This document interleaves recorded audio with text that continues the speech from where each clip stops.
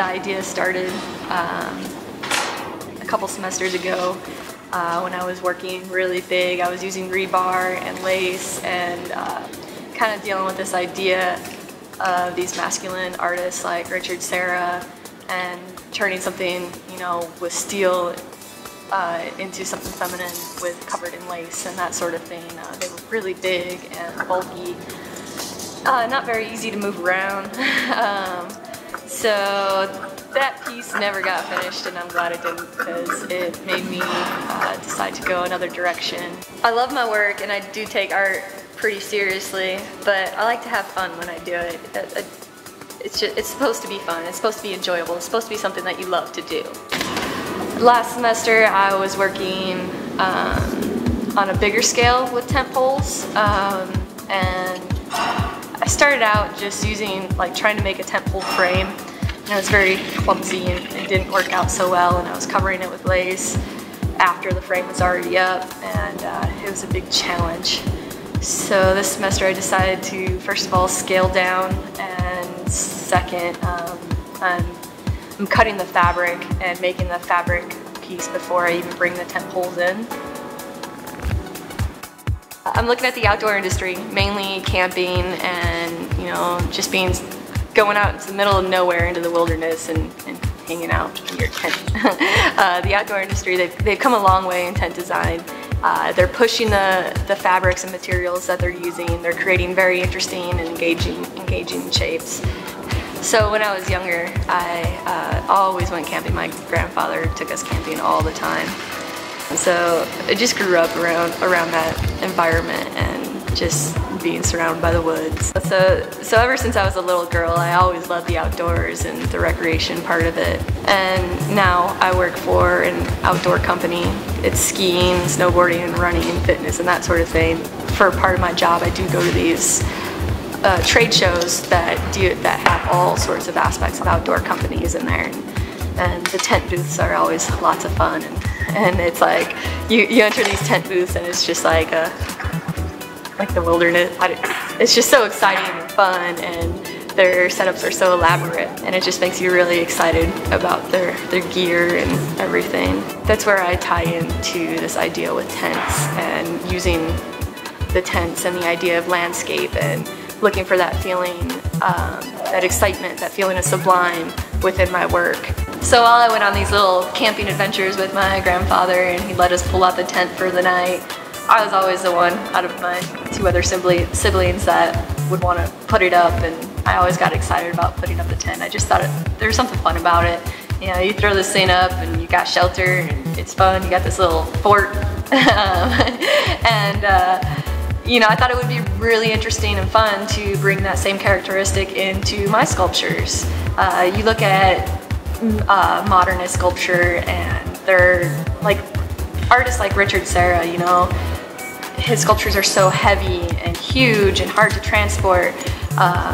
You know, most sculpture in general is like that. Even when you go into like ceramics with clay, and like all this stuff is just so fragile, and it's just a pain in the butt to transport.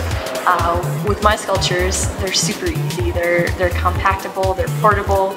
They're light. You can throw them across the room if you want, really. I mean, they're just super durable. And with these structures, you know, I've got this super feminine, translucent material that, you know, it just screams a woman. But I'm also using, you know, the other parts like poles and eye bolts and cam straps. They're very masculine, you know, items. And, you know, you look at camping and the history of camping is it's a masculine thing. You know, you look at the Hudson River School as these, you know, male artists that went out on this journey, you know, to go paint landscapes, which also ties into the whole camping thing. So that masculine and feminine dynamic, you know, it really is secondary in my work. It's something that was primary at first, but I'm really starting to move away from that as I explore the materials and everything more in depth. So now they're focusing more on this idea of searching for sublime in the landscape and this outdoor industry, and you know, just this great characteristic of a compactable, portable sculpture. So it's all kind of tying back to my childhood and how much fun I always had while camping and being in the landscape.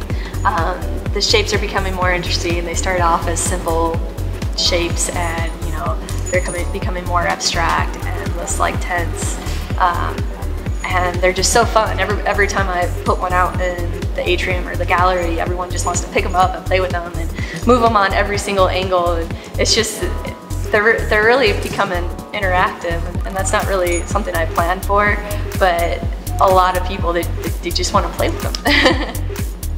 So the more I'm using this fabric and the tent poles and the materials, the better I'm getting at really stretching the limits of it. You know, I'd start off with, you know, just your simple 2 poles crossing, you know, in the middle, basic tent-like form. And what I've been doing is taking one tent form and taking this other tent form, maybe something a little more complex, and kind of merging them together and really starting to create these abstract shapes that are more interesting and in the round. The process can be frustrating at times, but sometimes it's pretty rewarding. So, you know, I had this idea when I start. That's my first step, is to make the clay model. To actually think it through and think out all the cuts that I need to make, I need some sort of hard something to go with. So this is the first shape pretty much that I did, and it's really simple tent form. And then I'll go through and I'll mark out where my poles are gonna be, and then I decide what my measurements are gonna be, and then I label them 1, 2, 3, and 4. So when I cut my fabric, I can cut my fabric and label that 1, 2, 3, and 4, so I don't mess up, because I've done that plenty of times when I don't do this. And then I started getting into more interesting shapes where, you know, I have this one type of tent here and another one here, and merge them together. Now, they don't always end up looking like this.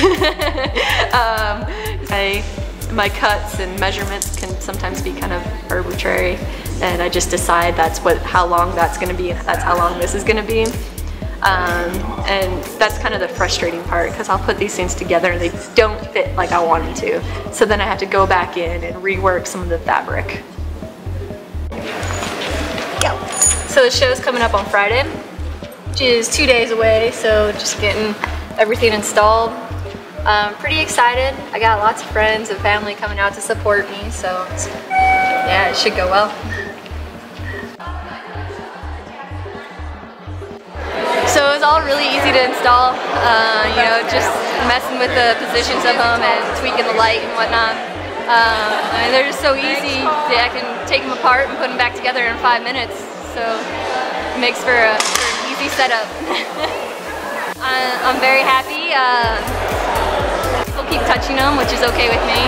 I don't mind. A couple kids have knocked them down, and they just go right back up.